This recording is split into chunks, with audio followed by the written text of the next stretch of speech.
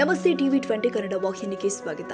ಧಾರವಾಡ ಸಭಾಭವನದಲ್ಲಿ ಕರ್ನಾಟಕ ಭೀಮಸೇನೆ ಸಮಿತಿ ಬೆಂಗಳೂರು ಸಂಘಟನೆ ವತಿಯಿಂದ ರಾಜ್ಯ ಮಟ್ಟದ ಸಭೆಯ ಆಯೋಜನೆ ಮಾಡಲಾಗಿದ್ದು, ಸಂಘಟನೆಯ ಸಂಸ್ಥಾಪಕ ರಾಜ್ಯಾಧ್ಯಕ್ಷರು ಆದ ಬಿಡಿ ಮಾದರ ಅವರ ಅಧ್ಯಕ್ಷತೆಯಲ್ಲಿ ನೂತನವಾಗಿ ಪದಾಧಿಕಾರಿಗಳನ್ನು ಆಯ್ಕೆ ಮಾಡಲಾಗಿದೆ.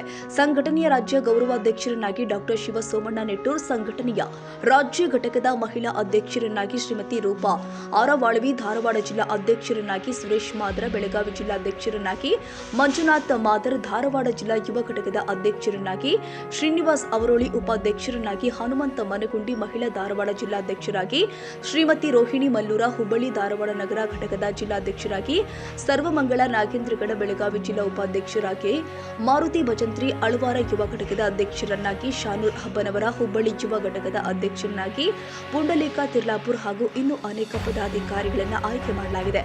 ಈ ಸಂದರ್ಭದಲ್ಲಿ ಸಂಘಟನೆಯ ರಾಜ್ಯ ಉಪಾಧ್ಯಕ್ಷರು ಆಗಿರುವಂತಹ ರವೀಂದ್ರ ವಾಳವಿ, ಘಟಕದ ವಿಭಾಗೀಯ ಅಧ್ಯಕ್ಷರು ಆಗಿರುವಂತಹ ಅಬ್ದುಲ್ ಅನುಸಾರಿ, ಗೌರವಾಧ್ಯಕ್ಷರು ಆಗಿರುವಂತಹ ಸಹದೇವ್ ಮಾದರ್, ಜಿಲ್ಲಾ ಕಾರ್ಯದರ್ಶಿಯಾದ ಮಂಜುನಾಥ್ ಹರಿಜನ್, ಶಶಿಕುಮಾರ್ ರಾಯಚೂರ್ ಮತ್ತು ಇನ್ನೂ ಅನೇಕ ಪದಾಧಿಕಾರಿಗಳು ಭಾಗಿಯಾಗಿದ್ದರು. ರವಿ ಬಾವಿ, ಟಿವಿ 20 ಕನ್ನಡ, ಧಾರವಾಡ.